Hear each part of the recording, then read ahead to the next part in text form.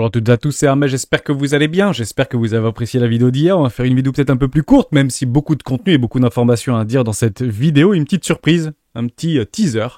En fin de vidéo, restez bien avec moi jusqu'à la fin, j'espère que ça vous plaira. On va parler Bitcoin, bien évidemment.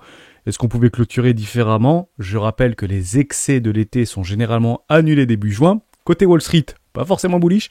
Côté Bitcoin et crypto-monnaie, peut-être un peu différent, on va en parler maintenant. Alors, de commencer, je vous invite toujours à rejoindre le Discord des rois du marché. Vous trouverez le lien dans la description. À l'intérieur, une documentation qui s'appelle la stratégie 4 rois. N'hésitez pas à l'utiliser, vous en imprégner, vous en inspirer pour vous aussi trouver votre propre style d'investissement, que ce soit sur le court, moyen, long terme. Tout à l'heure, c'est Jasmin qui nous a proposé ceci dans le Discord des rois du marché, dans Analyse graphique. D'ailleurs, je vous ai teasé un truc aussi dans l'analyse graphique. Je ne suis pas au bon endroit, je suis désolé. Vous pouvez retrouver sur TradingView. Côté US, cette fois-ci, une remise de 90%, le lien donc est juste ici, Upgrade Plan. Je fais quand même référence à tous celles et ceux qui ne sont pas encore inscrits en payant sur TradingView. Ça revient finalement à quasiment un mois gratuit, ou un mois à moins 90%, et après vous passez sur un plan à 29 balles, ou un plan à 14 €, ou un plan à 59 €. Néanmoins, pour toutes celles et ceux qui sont déjà dans leur plan, vous avez la possibilité de passer par ce lien et rajouter une trentaine de jours, tout simplement, à votre plan initial. Je l'ai fait personnellement, et si je le fais de mon côté, moi j'ai un plan ici en annuel, ça fonctionne pas, je suis en premium. Si vous passez en mensuel, vous avez bien en fait 90 off, donc 90% de remise sur un mois. Si je clique dessus, qu'est-ce que ça me donne? Ça me donne la possibilité d'ajouter 30 jours à mon plan qui est encore de 189 jours pour 6 €. Ou 6 $, enfin un peu plus parce qu'il y a les taxes, donc ça ferait 7 $ à peu près, un peu moins de 8 $ pour le faire. Bon, honnêtement, prendre 8 $ de plus pour 30 jours de plus, c'est un truc qui coûte 60 balles, je dis bon, pourquoi pas, on peut le faire, regardez de votre côté si ça fonctionne pour vous. Apparemment ça marche pour les Français, puisque Jasmin est breton, et apparemment ça a fonctionné pour lui, n'hésitez pas à le faire. Par contre, peut-être que ça ne peut pas marcher. Alors si vous avez un VPN, etc., ça devrait être ok, mais faites attention à ça, on a bien vérifié, logiquement, c'est pas un scam, c'est pas un phishing, ça devrait être à peu près véritable. De mon côté, je le rappelle, j'attends toujours le Black Friday pour ajouter un an supplémentaire, parce que généralement on a des moins 50, moins 60, voire parfois moins 75%, donc je crois que le mieux qu'on avait eu c'était 2020 ou un truc comme ça, on avait eu moins 74 ou moins 76% pour un an, et j'en profite systématiquement pour rajouter 300 ou 400 jours à mon plan initial, tout simplement. Merci en tout cas Jasmin pour ce partage, toujours intéressant de trouver ce type de choses sur le Discord des rois du marché. Pouvons-nous, oui ou non, clôturer différemment et exactement là où on était parti en fait début juin? Je le dis souvent, les excès de l'été sont généralement annulés les 2 premières semaines de septembre. Reprenez des vidéos des rois du Bitcoin de fin juin, début juillet, c'est à peu près des fractales, finalement, des mécaniques qui se répètent allègrement. Ce qui est vrai pour Bitcoin est potentiellement vrai pour le S&P 500. Dès lors, une forme de décorrélation qu'on pourrait observer sur les 15 prochains jours, puisqu'il y a des grandes news qui devraient arriver d'ici les 15 prochains jours. On va d'ailleurs en parler dans cette vidéo. Si vous prenez en fait exactement Bitcoin, où est-ce qu'on a clôturé le mois de juin? Le mois de juin a donc été clôturé exactement sur les 30 500 $. Chirurgical. 30 500 $. Et on devrait donc, dans les 15 premiers jours, finalement, du mois de septembre, se retrouver aux alentours des 30 500 $. Mais si je prends ce parallèle avec Wall Street, Wall Street a fait un petit peu cavalier seul, puisqu'on a exactement, et je dis bien exactement, clôturé le mois de juin aux alentours des 4 450 points. Et actuellement, on y est au-dessus. Et on est en train de rattraper finalement ces excès. Il y a un petit peu de volatilité, on est en train de faire un magnifique amorce, ceci étant dit, mais on devrait peut-être retrouver aux alentours des 4 450 points. Maintenant, ça, c'est sur des fractales qui peuvent se reproduire ou pas dans le temps. La question reste ouverte. Est-ce qu'il faut les jouer à 100%? La réponse est non. Ce que je vois en fait graphiquement sur cet time frame en mensuel, c'est qu'il y a eu beaucoup de bears qui se sont fait déborder. Et je dis bien beaucoup de bears pendant plus d'un an qui se sont fait déborder et qui sont en train de se faire liquider. Et ça peut continuer encore longtemps, puisque le marché peut rester irrationnel plus longtemps que vous ne pouvez rester solval, ou que nous pouvons rester solval avec un N majuscule. Michael Burry en a fait les frais en 2008 notamment, et il remet le couvert aujourd'hui. Et la question à savoir, c'est est-ce qu'il va oui ou non avoir raison plus tôt que ce qu'il n'avait fait lors du crack financier et des subprimes de 2008. Si je reviens par rapport à Bitcoin, on a en fait débordé également beaucoup de bears qui s'étaient positionnés pendant plus d'un an, ou quasiment un an, sur les marchés financiers, notamment crypto, et on les a débordés, on a tenté de les liquider. Malheureusement, on n'est pas allé chercher les résistances, et les vraies résistances, ces fameuses résistances des 32 33 000 $, la target d'Hermès, on aurait pu aller la toucher, malheureusement, on ne l'a que effleurée, donc elle reste totalement valide, et on finira probablement tôt ou tard à venir la chercher. Maintenant, ça, c'est côté graphique prix. côté MACD, il y a des choses qui sont en train de se mettre en place et c'est pas forcément bullish malheureusement parce que si on reprend une fractale précédente, c'est ici au niveau du MACD en fait qu'avait cross dans le positif. Hein, les MACD sont des oscillateurs, donc ça permet en fait de reprendre. Donc vous avez des définitions et vous avez des documentations ici sur le Discord de l'erreur du marché, hein, dans l'onglet documentation, allez y faire un petit tour. Lorsqu'il avait cross en fait la neutralité pour repartir dans le positif, si vous voulez. Eh ben, généralement, c'était le top du marché précédent. Et c'est exactement ce qu'on avait vu, en fait, précédemment. Et c'était ici en juillet 2019. Sur la clôture de juillet 2019, on avait vraiment cross, en fait, ici dans le positif, dans le vert, si vous voulez. Et on avait finalement signé cette bougie-là, le top, par rapport au MACD, hein, vous le voyez comme moi, du mois de juillet. Donc, mois de juin, mois de juillet. On aurait, honnêtement, pu avoir ce petit coup de rein pour aller chercher la liquidité. Les bears sont trop forts, le marché est trop lourd. Et ce qui pèse actuellement sur Bitcoin et sur ces crypto-monnaies, eh ben, font qu'on reste tout simplement dans un range à naviguer entre des bornes hautes et des bornes basses. Et il semblerait peut-être qu'on ait trouvé cette borne de hausse. Pourquoi? Parce que si on clôture ici, on aurait donc validé cette Evening Star. C'est vraiment pas une jolie bougie, enfin c'est pas vraiment 3 jolies bougies. Donc on clôturerait potentiellement sous les 28 800$, sauf s'il y a une super news dans la journée. Pour l'instant, je la vois pas trop, hormis le CPI ou le CPE Core qui serait juste délirant. Mais pour l'instant, c'est plutôt des prévisions ou un prévisionnel pas forcément bon, ce qui devrait nous avoir vis-à-vis du PCE Core. Mais 14h30, la question reste complètement ouverte. Néanmoins, ce qu'on voit en mensuel, c'est pas ce que l'on voit en weekly. Pourquoi? Parce qu'en weekly, si on vient clôturer la semaine, donc dimanche, ici au-dessus des 26 800$, 860$, à ce moment-là, on aura quoi? Un Morning Star. Hein, c'est le contraire de ce qu'on a vu précédemment. Ce qui est baissier en mensuel, serait plutôt haussier en weekly pour aller nous chercher éventuellement les hauts du range. Pourquoi pas? De range au du range, premier arrêt, on en avait parlé ensemble tout au long de cette semaine. Maintenant, ce qu'on voit en weekly et ce qu'on voit en mensuel, c'est pas réellement ce qu'on voit en trimestriel. Et en trimestriel, jusqu'à preuve du contraire, on n'a pas encore clôturé cette fin de septembre et il faudra absolument qu'on conserve les 25 000$. Dès lors, que vous soyez bull ou que vous soyez bear. Ne le jouez pas à fond, ne vous surexposez pas, ne faites pas all-in sur ce type de play, mais il faut quand même clôturer de façon stricte au-dessus des 25 000$ cette bougie trimestrielle. Sinon, ce sera vraiment pas bullish l'histoire. Pour l'instant, on est en train de neutraliser. On est en train à la fois de neutraliser la volatilité sur les marchés crypto et on attend des informations et des news. Tout simplement. Donc ça, c'était plutôt pour des grosses time frames. On parle de grosses time frames parce que c'est bientôt la clôture mensuelle. C'est maintenant dans quelques heures. Pouvons-nous finalement, oui ou non, clôturer mieux? Ce qu'il faut regarder aussi, c'est extrêmement important, c'est que lorsque vous voyez des magnifiques mèches ici, ça veut dire que les vendeurs prennent profit et que les acheteurs se positionnent. Dès lors, on peut comprendre que ici, il y a beaucoup d'acheteurs qui sont positionnés, comme ici, il y avait beaucoup d'acheteurs qui maintenaient le prix. On peut penser que c'est CZ, on peut penser que c'est Coinbase, on peut penser que c'est Sailor, on peut penser que c'est qui vous voulez. Il y a beaucoup de baleines qu'on ne connaît pas. Et on sait que dans ce play-là, apparemment 3 milliards de dollars en Bitcoin a été accumulé par rapport à Hood, à Robinhood, la plateforme et l'exchange, plutôt marché traditionnel, mais aussi un petit peu de crypto-monnaie vis-à-vis du marché américain. Donc bien qu'il y ait quand même beaucoup d'affronts vis-à-vis de Gary Gensler et de la SEC par rapport à tous les échangeurs des cryptoactifs, Robinhood, c'est peut-être quelque chose que nous ne savons pas, puisqu'il a pris le pari d'acheter pour 3 milliards de dollars, ou en tout cas de prendre 3 milliards de dollars de Bitcoin dans cette forme de consolidation. Est-ce qu'on va aller les faire souffrir? Oui, non, la question reste ouverte.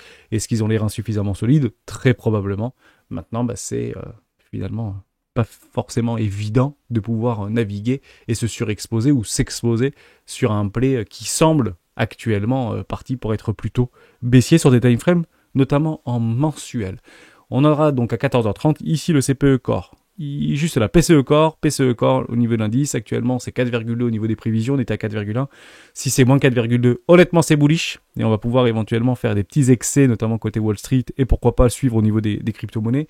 Mais malheureusement, c'est pas vraiment en résonance par rapport à ce qu'on a vu vis-à-vis de l'IPC, qui n'était pas forcément bon puisque l'inflation repart aux États-Unis. Il y a deux petites choses aussi qu'il fallait voir, c'est au niveau de la croissance américaine. Et la croissance américaine est en dessous du consensus. On était à 2,4, c'était donc hier à 14h30.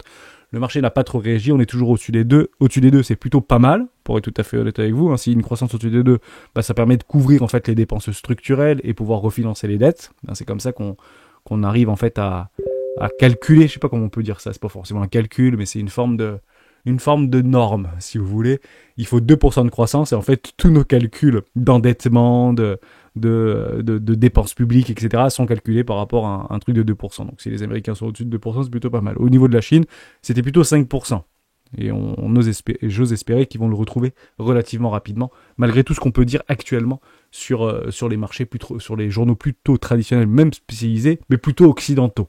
Et évidemment, c'est à peu près eux qui font la pluie et le beau temps par rapport à nos émotions. Je pense pas forcément comme eux, et j'essaye d'être là où en fait le marché saigne. Et là où en fait les gens se détournent du regard. C'est lorsque plus personne ne regarde que c'est peut-être le plus intéressant, et actuellement ça semblerait être du côté de la Chine, où c'est le moins intéressant. Donc pour moi, ça renoue avec mon intérêt que j'ai vis-à-vis de ce marché-là, et notamment des valeurs plus technologiques sur le côté chinois. Pas plus de choses à dire par rapport à ces informations-là. Le PCE Core est encore une fois l'indicateur le plus regardé par la Fed et par Jérôme Powell. J'espère qu'il sera bon. Sinon honnêtement, on devrait revoir au niveau des estimations vis-à-vis de l'augmentation des taux qui se trouve ici actuellement toujours dans cette forme de neutralité. Il n'y aura pas d'augmentation des taux, le PCE Core pourrait faire changer ça. Donc dès que vous avez le PCE Core, si c'est pas bon, regardez ça, ça devrait bouger de façon mécanique, de façon automatique, j'ai envie de vous dire. On va faire quelques petites news parce qu'il y a des news qui sont extrêmement pertinentes, que j'avais vraiment envie de vous montrer. C'est ceci. Déjà, Twitter, c'est passé hier, obtient une licence pour proposer des services relatifs aux crypto-monnaies aux États-Unis. Lui est dans le droit, lui est dans la légalité puisqu'il demande en fait des accréditations, des certifications, des licences pour pouvoir proposer, détenir et proposer des crypto-monnaies, probablement via Twitter ou via d'autres services qu'ils pourraient créer. On ne sait pas tout bien évidemment, ça fait partie de leur politique de confidentialité et j'ai pas forcément envie de le savoir. En tout cas, ce que je déduis, c'est plutôt bon. Et il reste en fait dans son idée de on va avoir du Bitcoin et on va proposer des crypto-monnaies et on va proposer tout ça. Donc je trouve ça plutôt positif et pas forcément alléluia Elon Musk, puisque parfois il sait aussi nous faire mal, mais ça va dans le bon sens. Donc ça c'est formidable et j'espère que de plus en plus d'entreprises, notamment comme Facebook, notamment comme bien d'autres, comme d'autres réseaux sociaux, vont commencer à faire des demandes dans ce sens-là et je sais qu'actuellement beaucoup ont fait des demandes et on attend tout simplement qu'elles soient validées et si X a été validé alors que son président est tonitruant, c'est plutôt une bonne chose. C'est clairement US, ces histoires-là. Deuxième news très intéressante, le Litecoin LTC en baisse de 35%. La faute à son halving. Je vous laisserai le lire, tout simplement. Parce que regardez ça, c'est plutôt intéressant vis-à-vis de ce qu'on peut penser par rapport à la limite de Bitcoin qui devrait arriver d'ici fin mars, début avril. Regardez ça, lisez ça, c'est pas déconnant. Pour être tout à fait honnête avec vous, et plutôt sympa à lire. Deuxième chose, c'est ça. Hashkey, c'est quoi Hashkey ? C'est l'échangeur hongkongais qui a été officiellement lancé il y a 48 heures. C'est juste formidable. Honnêtement, tous les Hongkongais, et notamment les Chinois, et puis les institutionnels chinois, vont pouvoir spéculer directement sur le marché spot au comptant, directement sur Bitcoin et sur Ethereum. Et c'est tout. Pourquoi ? Parce qu'il a l'air joli en fait leur truc. Mais il n'y a que deux paires de trading. Il y a Bitcoin et Ethereum. Et si vous voulez du Matic, si vous voulez du BAT, si vous voulez du Dogecoin, si vous voulez... Soon. Bientôt, il n'y a pas de problème. Mais pour l'instant, c'est pas très sexy, pour être tout à fait honnête avec vous. Donc si vous êtes un Hongkongais ou si vous êtes... sauf si vous avez clairement pas le choix et que vous avez une envie très pressante de spéculer sur le Bitcoin, il y a deux choses. La première, c'est que vous avez très très probablement pu réussir à vous procurer du Bitcoin par d'autres moyens. Ça, c'est la première chose. La deuxième chose, c'est que c'est pas sexy, quoi. Je vous le dis franchement, c'est clairement pas sexy. Bien qu'il y ait quand même des partenariats qui sont en train d'être mis pour plus de sécurité, plus de transparence, plus de tout ce que tu veux, notamment avec Im-Hoken. Mais voilà, deux paires de trading, c'est le début, on le suivra de près et on verra un petit peu les volumes d'échanges qui seront faits sur cette plateforme. La question reste ouverte, je suis très curieux de voir l'évolution que ça va prendre. Une chose très intéressante, c'est que je sais qu'il avait partagé, l'iPhone 15 va être lancé imminemment, c'est toujours la même chose, vous avez la keynote en fait le 12, et généralement vous comptez 10-12 jours pour sortir l'iPhone, vous aurez donc les précommandes généralement 3 à 4 jours avant, et on devrait logiquement avoir avant fin septembre la possibilité d'avoir un iPhone 15 entre les mains. Il faudra le regarder, tout simplement, généralement c'est plutôt sexy par rapport à l'action Apple qui continue à s'approcher de ses sommets. On verra bien si ça plaît et si ça plaît pas. Ça, c'est ça la bonne question. Donc, certains joueront la volatilité. Préparez vos options pour celles et ceux qui jouent les options. Parce que c'est typiquement le type d'événement qu'on attend pour pouvoir avoir beaucoup de personnes derrière les écrans, notamment sur l'action Apple, qui est aujourd'hui l'entreprise la plus capitalisée du monde. Donc ce sera le 12 septembre. Donc si vous avez du Apple en portefeuille, si vous voulez jouer du Apple, si vous voulez shorter du Apple, si vous voulez prendre des options de put ou de call sur Apple, eh ben ça se passe le 15 septembre, pour être tout à fait honnête avec vous. Voilà pour ça, j'espère que je vous aide dans ce sens-là. Beaucoup d'idées reçues, c'est toujours la même chose par rapport à ceci et par rapport aux BRICS. J'ai essayé de vous donner quelques pistes de réflexion, un petit peu de référence, notamment sur les lives des rois du Bitcoin, par rapport à la Chine, par rapport à la BRICS, par rapport à l'Europe, comment l'Europe s'est construite, comment les États-Unis fédérales se sont construits, etc. Et en fait, on entend surtout un seul son de cloche. Les BRICS vont tout prendre, l'hégémonie du dollar c'est terminé, l'effondrement du dollar, l'hégémonie américaine, ça c'est du monochrome. Ah, on est tous dans le même sens, c'est les BRICS vont tout bouffer, les BRICS c'est les meilleurs, les BRICS tout ce que vous voulez. Ouais, et ben non. Et je suis content que le monde propose une toute petite alternative à ce qu'on a l'habitude de lire depuis maintenant plusieurs mois sur des médias à l'unisson pour nous expliquer que les États-Unis c'est bientôt fini, aller côté des BRICS c'est l'avenir. Bon, l'hétérogénéité des intérêts des uns et des autres diminue de la capacité des BRICS à agir concrètement. Honnêtement, est-ce vraiment différent des débuts de l'Europe ? On a mis combien de temps réellement avant de s'entendre, avant de réellement de se serrer les coudes ? Déjà encore aujourd'hui c'est difficile. Alors oui, vous avez raison, c'est pas la même chose, il n'y a pas de monnaie unique, mais l'Europe c'est pas la monnaie unique, l'Europe c'était bien avant ça. Et les BRICS aussi, ça fait plusieurs dizaines d'années que ça existe finalement. Alors, les BRICS à la base. Après l'Afrique du Sud, et puis maintenant il y en a bien d'autres qui vont se rejoindre. Et bientôt il y aura un espèce d'acronyme, on pourra même plus ce sera... faudrait d'ailleurs inventer un autre nom. Pour l'instant, c'est les BRICS, mais bientôt, ce sera, si le jour où ils seront 12 ou 22, ce sera peut-être différent. Peut-être que d'ailleurs la France y sera, peut-être que d'autres y seront, bien évidemment. Donc, attention à cet unisson. Alors, il y a des buzz qui se font à droite, à gauche, et n'ayez jamais raison trop tôt. Peut-être que oui, les États-Unis vont finir par s'effondrer sur des cycles de 250 ans. On rappelle que la première monnaie du dollar a été frappée en 1792, et les cycles d'extinction des monnaies, c'est 250 ans. Ici, 2042. Mais n'ayez pas raison trop tôt, tout simplement. J'aurais vraiment envie de vous repartager ça, puisque pour une fois qu'il y a un truc qui va à peu près dans ma réflexion, ou dans une forme de ma réflexion, bah c'est plutôt sympa, et je me nourris de ça, bien évidemment, pour soit renforcer, soit casser mes billets que je peux avoir, psychologiques et émotionnels, évidemment. On continue avec ça, le TS de Bitcoin, la SEC va devoir rendre des comptes. Et ouais, bah il a gagné son procès, en fait, Grayscale, vis-à-vis de la SEC. Et là, ça a fait une espèce de boom dans les médias. Ils ont plus le choix, la SEC va accepter d'un seul coup tous les ETF début septembre.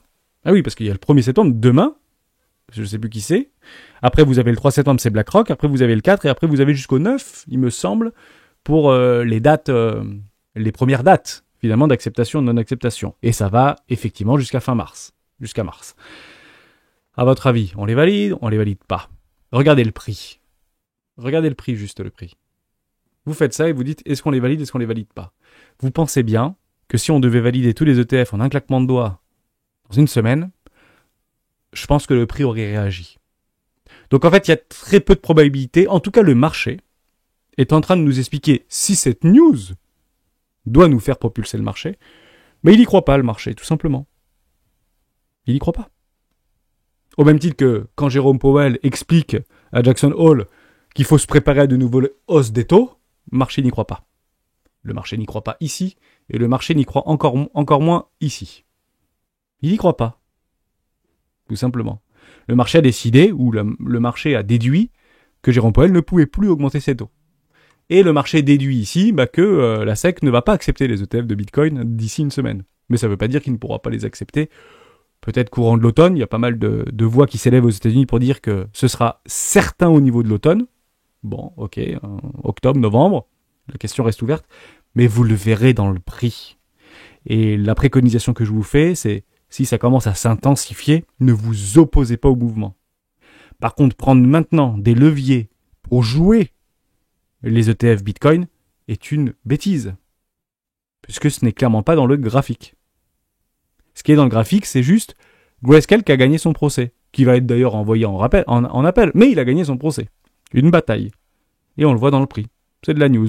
Est-ce qu'on a cassé un range ? Est-ce qu'on a cassé des résistances ? Est-ce qu'on a cassé des supports ? Est-ce qu'on a... Non, milieu du range, rien du tout, ça volatile. On est dans un range.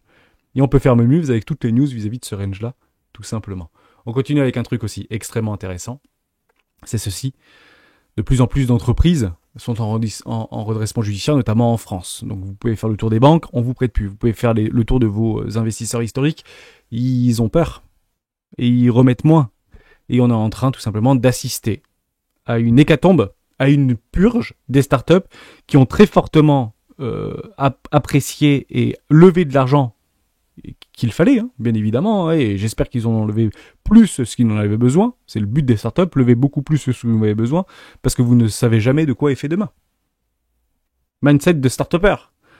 Eh ben, ça suffit pas, malheureusement, hein, pendant le crack Covid et pendant la liquidité infinie avec des taux négatifs pour pouvoir se financer et s'autofinancer, bon, on arrive finalement à bout de souffle aujourd'hui et de plus en plus de startups ne peuvent plus rembourser leur crédit et commencent à faire faillite, tout simplement.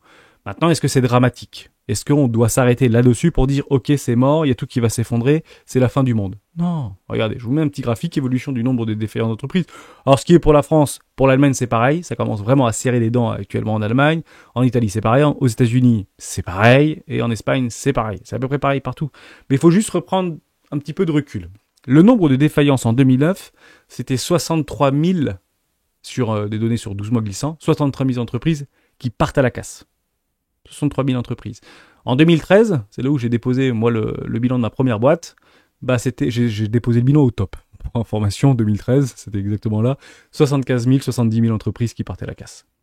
Et en fait, vous arrivez en 2015, en 2017, et vous allez arriver en 2019, enfin 2019, 2020, et puis après, on se met sous morphine. Il n'y avait plus de liquidation, il n'y avait plus rien. C'est les répliques des gens qui étaient déjà morts et qui étaient déjà, entre guillemets, en liquidation ou en sauvegarde, qui se sont fait complètement liquider, mais on a plus que divisé par deux, enfin quasiment divisé par deux. Plus que deux, pardon. Ah oui, parce que même si vous étiez en faillite, on vous filait de l'argent par rapport à votre chiffre d'affaires. C'est incroyable quand même. Et ces entreprises-là qui devaient faire faillite, donc des plusieurs milliers d'entreprises qui devaient faire faillite, n'ont pas fait faillite, mais ne pourront bien évidemment pas rembourser leurs prêts. Potentiellement, des prémices d'une forme de crise de dette ou de crise de la liquidité. Et on repart sur des prévisions 2023 à près de 55 000, mais on est toujours en dessous de ce qu'on avait vécu en 2013 ou 2009. Et 2009, c'était le point bas des marchés financiers par rapport à la crise des subprimes. On était vraiment dans le très très dur. Et on n'y est pas encore, mais on y arrive et on s'y rapproche. La question à savoir, c'est est-ce qu'il y a une forme d'accélération ou pas? Est-ce qu'on va faire de nouveaux sommets par rapport aux défaillances des entreprises? Et quand on aura en fait ces plus hauts, bah, le marché devra bien évidemment le pricer. Tout simplement.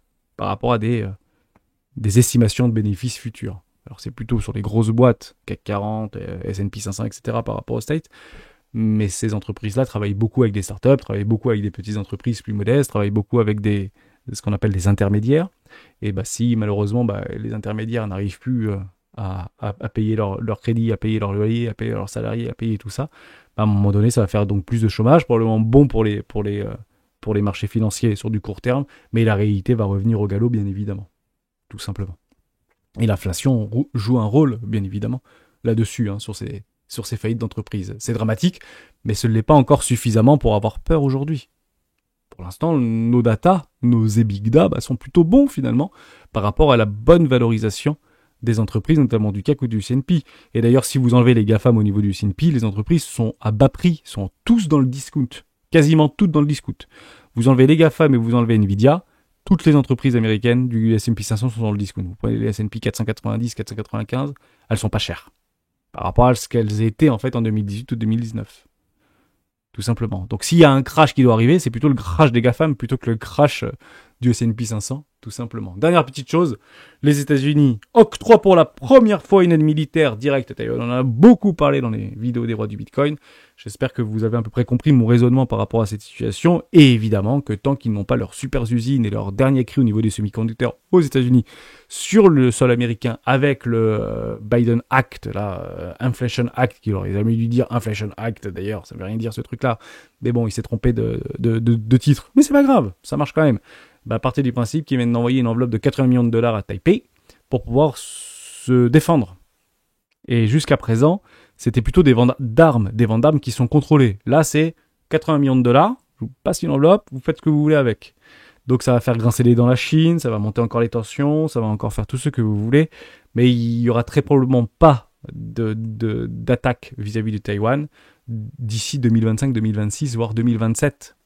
Parce que la Chine n'a ni les moyens, ni les ressources, ni tout ce que vous voulez.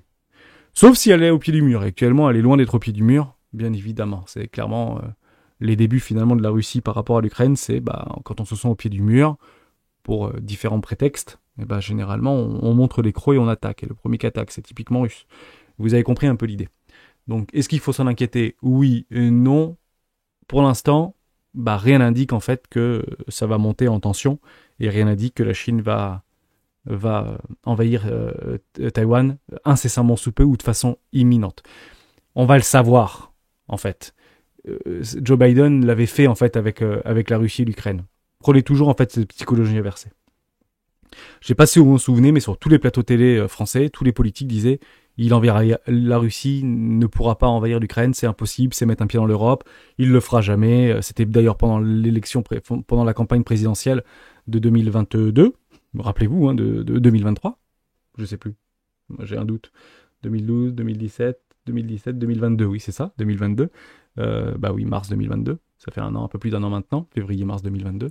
Pendant toute la campagne présidentielle, tous les frondeurs ou toutes les têtes politiques disaient que la Russie n'envierait pas l'Allemagne. Et pendant un mois, il y a Biden qui dit c'est imminent, c'est imminent, c'est imminent, ils vont l'attaquer, ils vont attaquer, ils vont attaquer, ils vont attaquer. Et les Européens disaient ils attaqueront pas, c'est du bluff, ils attaqueront pas, c'est un truc de force, un petit peu à la chinoise, etc. Bon, maintenant que vous avez ça, est-ce que vous sentez ou pas que les Américains sont en train de dire que c'est imminent que la Chine va attaquer Taïwan? Non. Non. Donc, comme souvent, il faut comprendre que le marché a une mémoire, il faut que nous aussi on utilise cette mémoire-là. Donc quand vous allez commencer à sentir les Américains, que ce soit Biden, que ce soit un autre président, etc., qui dit de façon assez soutenue que Taïwan est sur le point d'être envahi par la Chine, vous pourrez réagir un tout petit peu en avance. Parce que c'est ce qui s'est passé en fait précédemment. Ce qu'il faut bien comprendre, c'est qu'on n'attendra pas 3 semaines avant que le marché réagisse, parce que le marché a une mémoire et réagit toujours vite à ce qu'il a déjà vécu, mais avec beaucoup moins en fait d'entrain ou avec beaucoup moins de fermeté, tout simplement, parce que aussi la mémoire d'après. Voilà pour ça. J'espère que je vous ai aidé. Donc non, je ne suis pas inquiet par rapport au marché financier vis-à-vis de cette situation-là, qui pourrait en fait continuer à accélérer un petit peu au niveau de Taïwan ou au niveau de la Chine, ces tensions sino-américaines. Mais bon, ça fait quand même quelques années que ça dure maintenant. Et j'espère qu'ils trouveront un terrain d'entente et des compromis. Et c'est ça la diplomatie, et c'est ça la politique, c'est de trouver des compromis. Et en parlant de compromis, on est en train d'en trouver, nous, des compromis. Sur les marchés financiers, et notamment sur Bitcoin, et sur nos marchés crypto, pardon. On est en train de trouver des compromis. On est en train de gagner des procès. La SEC commence à faire quelques pas en arrière. Bitcoin n'est pas une securities, c'est une commodities. Tout le monde est à peu près d'accord avec ça.